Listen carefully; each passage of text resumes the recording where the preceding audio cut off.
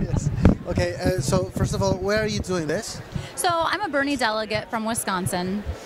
We really felt that our voices were shut out, not only during this primary election, but during this convention.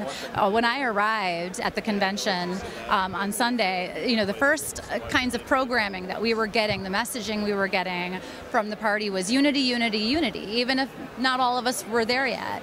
And then as time went on and we were having breakfasts with different hosts, you know, talking to us at our breakfast, the theme constantly was, everybody make sure you're showing support for Hillary. You know, I know some of you may be having hurt feelings, but, you know, now is not the time to be showing it. Now is not the time to show any dissatisfaction. It was really like, get with our program or, you know, get left behind.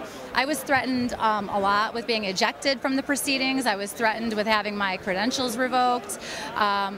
You know, I had to go through a lot in order to even just show this little bit of dissent on the actual convention floor. They did everything that they could to try to dissuade me. What about the fact that Bernie's for a couple of days telling you guys we have to vote for Hillary Clinton? Yeah, that's fine. I think that Bernie can have, you know, his idea of what the right next step is, and I don't have any fault for him for that. But a lot of us are of a different mind and will never vote for Hillary Clinton because of because of her record, because of how she's voted for war in Iraq, because of how she's promised that she'd be able to compromise on abortion rights, how she's cozy with Wall Street. You know, we just don't have the trust that she's going to enact the policies that she's promising right now on the heels of Bernie. If not Hillary, who would you vote for?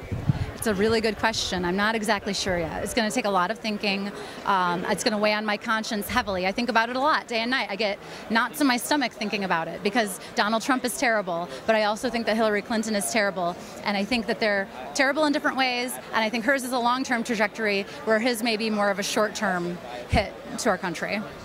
That sounds like he's a little bit better. I'm still making that analysis. I can't say for sure. Thank you very much yes. for your time. Absolutely. Thank you. Still very busy. Yes.